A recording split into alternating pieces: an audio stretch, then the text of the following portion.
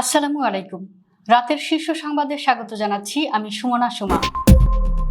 জেলা আইন শৃঙ্খলা কমিটিতে থাকবেন ইমাম, পুরোহিত ও যাজকগণ। প্রধানমন্ত্রী রাষ্ট্রপতির ভাষণ নিয়ে সংসদে 50 ঘন্টা আলোচনার সিদ্ধান্ত। সবার প্রয়োজন অনুযায়ী চিকিৎসা সেবা নিশ্চিত করবে সরকার। ডাক্তার জোবাইদা। 5 সিটিতে নতুন প্রশাসক নিয়োগ।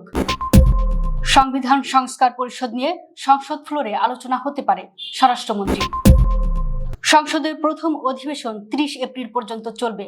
অর্থমন্ত্রী হাদি হত্যা মামলার গ্রেফতার ফিলিপ সাংমা, তদন্তে গুরুত্বপূর্ণ অগ্রগতি। অর্থ পাচারকারীদের বিরুদ্ধে ব্যবস্থা নেওয়া হবে। পানি সম্পদ মন্ত্রী ছুটিতে আসা প্রবাসীদের ভিসার মেয়াদ বৃদ্ধি সংক্রান্ত গণবিজ্ঞপ্তি। পাবনায় গোয়ালঘরে পাওয়া গেল 1,500 লিটার পেট্রোল অকটেন। গাইবান্ধায় পুলিশ ফাঁড়ির ভেতরে কর্মকর্তাদের জুয়া খেলার ভিডিও ভাইরাল।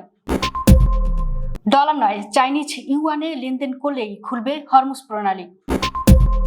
3 দেশের মার্কিন ঘাঁটিতে একযোগে হামলা করল ইরান। শুনছিলেন শিরোনাম, এবার বিস্তারিত। জেলা পরিষদের আইন শৃঙ্খলা কমিটিতে ইমাম, খতিব বা ধর্মগুরুদের সদস্য হিসেবে রাখার ঘোষণা দিয়েছেন প্রধানমন্ত্রী তারেক রহমান। শনিবার রাজধানীর উসমান স্মৃতি মিলনায়তনে ইমাম, মুয়াজ্জিন, খাদেম, পুরোহিত, সেবায়েত, বিহার অধ্যক্ষদের সম্মানী প্রদান কার্যক্রমের উদ্বোধনী বক্তব্যে তিনি এ ঘোষণা দেন। সরকারের বিভিন্ন সামাজিক সুরক্ষা কর্মসূচির কথা উল্লেখ করে প্রধানমন্ত্রী বলেন, নির্বাচনের আগে জনগণের কাছে দেওয়া প্রতিশ্রুতি বাস্তবায়নে সরকার কাজ শুরু করেছে। অর্থনৈতিকভাবে পিছিয়ে পড়া নারীদের জন্য এরই মধ্যে ফ্যামিলি কার্ড চালু করা হয়েছে। আগামী 14 এপ্রিল, পহেলা বৈশাখ থেকে ফার্মার্স কার্ড বা কৃষক কার্ড চালু হবে। এছাড়া 16 মার্চ দিনাজপুর থেকে খাল খনন কর্মসূচি শুরু হবে। ত্রয়োদশ জাতীয় সংসদের প্রথম অধিবেশনের স্থায়িত্বকাল ও কার্যসূচি নির্ধারণ হয়েছে। আগামী 30 এপ্রিল পর্যন্ত এই অধিবেশন চলবে বলে সিদ্ধান্ত নিয়েছে সংসদের কার্য উপদেষ্টা কমিটি। এছাড়া রাষ্ট্রপতি মোহাম্মদ শাহাবুদ্দিনের ভাষণের উপর মোট 50 ঘন্টা আলোচনার সিদ্ধান্ত নেওয়া হয়েছে। শনিবার 14 মার্চ জাতীয় সংসদ ভবনের ক্যাবিনেট কক্ষে ত্রয়োদশ জাতীয় সংসদের কার্য উপদেষ্টা কমিটির প্রথম বৈঠকে এসব সিদ্ধান্ত হয়। বৈঠকে সভাপতিত্ব করেন কমিটির সভাপতি ও জাতীয় সংসদের স্পিকার হাফিজউদ্দিন আহমদ বীর বিক্রম।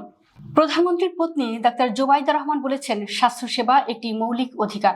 সকলে যেন সামর্থ্য অনুযায়ী নয়, প্রয়োজন অনুযায়ী চিকিৎসা সেবা পায়, সে বিষয়টি নিশ্চিত করবে সরকার।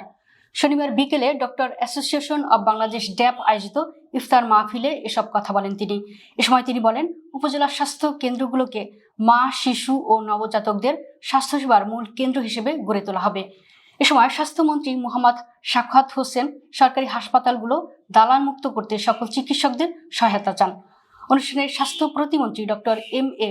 মুহিত চিকিৎসকদের সেবার মনোভাব নিয়ে রোগীদের চিকিৎসা দিতে আহ্বান জানান। দেশের স্থানীয় সরকার ব্যবস্থায় গতিশীলতা আনতে বরিশাল, রাজশাহী, ময়মনসিংহ, রংপুর ও কুমিল্লা সিটি কর্পোরেশনে নতুন পূর্ণকালীন প্রশাসক নিয়োগ দিয়েছে সরকার। শনিবার স্থানীয় সরকার, পল্লী উন্নয়ন ও সমবায় মন্ত্রণালয়ের স্থানীয় সরকার বিভাগ থেকে এ সংক্রান্ত প্রজ্ঞাপন জারি করা হয়েছে। প্রজ্ঞাপন অনুযায়ী নিয়োগপ্রাপ্ত প্রশাসকরা হলেন বরিশাল সিটি কর্পোরেশনের অ্যাডভোকেট বিলকিস আক্তার জাহান শিরিন, রাজশাহী সিটি কর্পোরেশনের মোহাম্মদ মাহফুজুর রহমান, ময়মনসিংহ সিটি কর্পোরেশনের মোহাম্মদ রুকনুজ্জামান রুকন, রংপুর সিটি কর্পোরেশনের মাহফুজ উন নবী চৌধুরী, কুমিল্লা সিটি কর্পোরেশনের মোহাম্মদ ইউসুফ মোল্লা।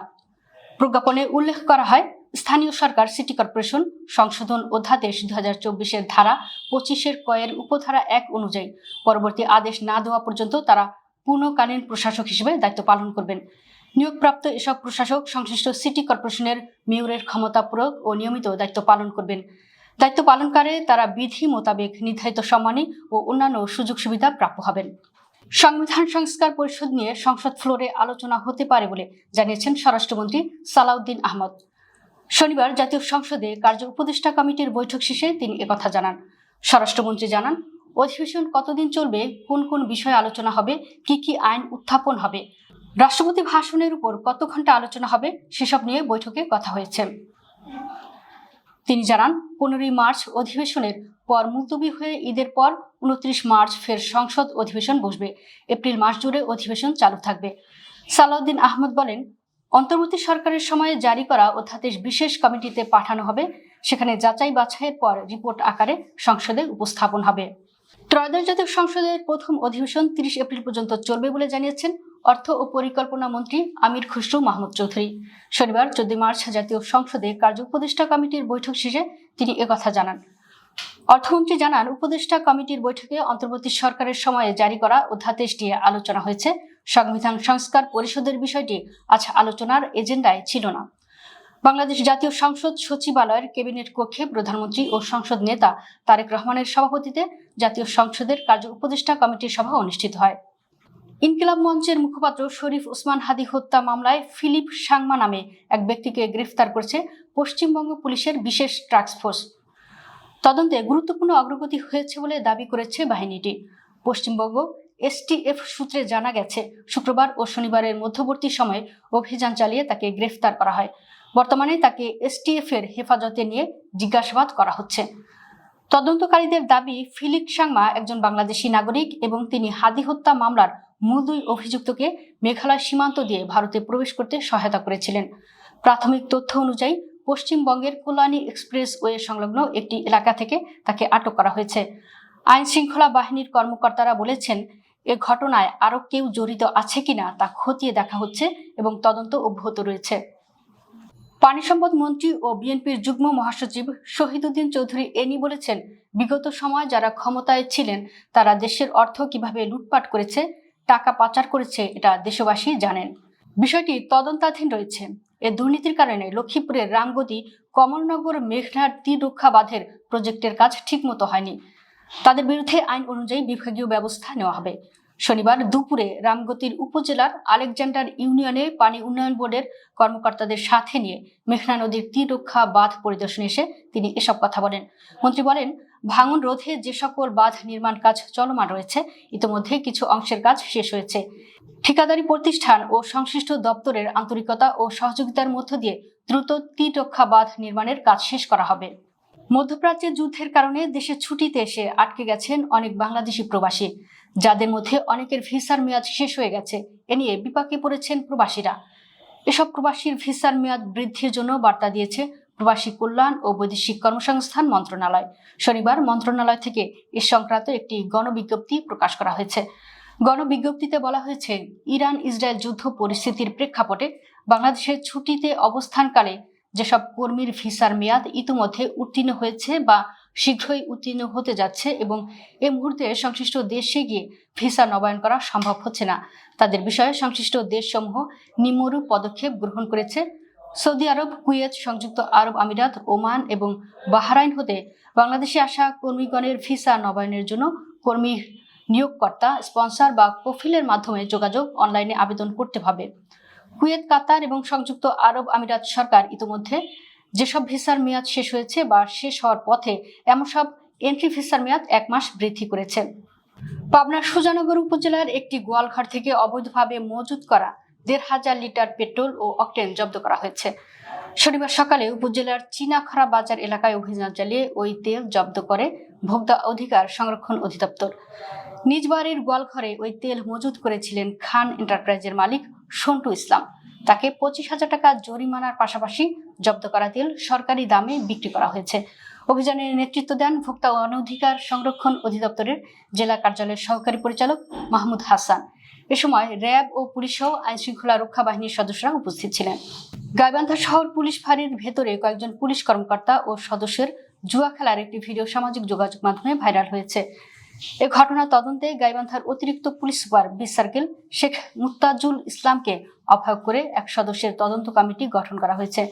2 মিনিট 23 সেকেন্ডের ভাইরাল ভিডিওতে দেখা গেছে একটি লম্বা টেবিল ঘেঁষে চারিদিকে চেয়ার সাজানো। চেয়ারে 5 থেকে 6 জন বসে আছেন। পাশে পুলিশের পোশাকে একজন দাঁড়িয়ে আছেন। কেউ টি শার্ট, কেউ গেঞ্জি, কেউ পুলিশের পোশাক পরে আছেন। একজনের মাথার উপরের দিকে কালো চশমা। প্রত্যেকের সামনে টেবিলে একটি করে মানি ব্যাগ। টেবিলের চারপাশে বসে টেবিলের উপরে তাস ও টাকা। চেয়ারে বসে টেবিল থেকে তাস নিচ্ছেন। মুখে 17, 18 ও 20 শোনা যাচ্ছে। একটু পরপর মানিব্যাগ থেকে কেউ টাকা বের করে টেবিলের উপর রাখছেন, কেউ তাস হাতে নিচ্ছেন। টেবিলের উপর 10, 20 টাকা, 500 টাকা ও 1000 টাকার অনেক নোট ছড়িয়ে ছিটিয়ে আছে। কৌশলগতভাবে অত্যন্ত গুরুত্বপূর্ণ জলপথ হরমুজ প্রণালী ব্যবহার নিয়ে নতুন শর্ত বিবেচনা করছে ইরান। তেলবাহী ট্যাঙ্কারের লেনদেন যদি চীনা মুদ্রা ইউয়ানে সম্পন্ন হয়, তাহলে নির্দিষ্ট কিছু জাহাজকে এই প্রণালী দিয়ে চলাচলের অনুমতি দেওয়া হতে পারে বলে জানা গেছে। সিএনএন-এর এক প্রতিবেদনে এক জ্যেষ্ঠ ইরানি কর্মকর্তার বরাত দিয়ে বলা হয়েছে, হরমুজ প্রণালী দিয়ে তেলবাহী ট্যাঙ্কার চলাচলের ক্ষেত্রে নতুন একটি পরিকল্পনা নিয়ে কাজ করছে তেহরান। ওই কর্মকর্তা জানান, তেলের কার্গো বা লেনদেন যদি চীনা মুদ্রা ইউয়ানে সম্পন্ন করা হয়, তাহলে নির্দিষ্ট সংখ্যক ট্যাঙ্কারকে এই গুরুত্বপূর্ণ জলপথ ব্যবহার করতে দেওয়া হতে পারে। বর্তমানে বিশ্বজুড়ে তেলের বাজার মূলত মার্কিন ডলারের নিয়ন্ত্রণে পরিচালিত হয়। তবে ইরান সেই প্রথা থেকে সরে গিয়ে বিকল্প পথ খোঁজার ইঙ্গিত দিচ্ছে বলে প্রতিবেদনে উল্লেখ করা হয়েছে। সংযুক্ত আরব আমিরাত, কুয়েত ও বাহরাইনে মার্কিন ঘাঁটিতে একযোগে হামলার দাবি করেছে ইরান। দেশটির নৌবাহিনীর দাবি, উপসাগরীয় অঞ্চলে অবস্থিত একাধিক মার্কিন সামরিক ঘাঁটিতে ধারাবাহিক হামলা চালানো হয়েছে। এছাড়া দেশটির বিপ্লবী গার্ড বাহিনী, আইআরজিএস কর্পস ও নৌবাহিনীর প্রধান আলীরেজা তাংসিরির বরাতে ইরানি গণমাধ্যম জানায়, ইরানি নৌবাহিনী মার্কিন বাহিনীর বিরুদ্ধে পরপর কয়েকটি ধাপে হামলা চালিয়েছে।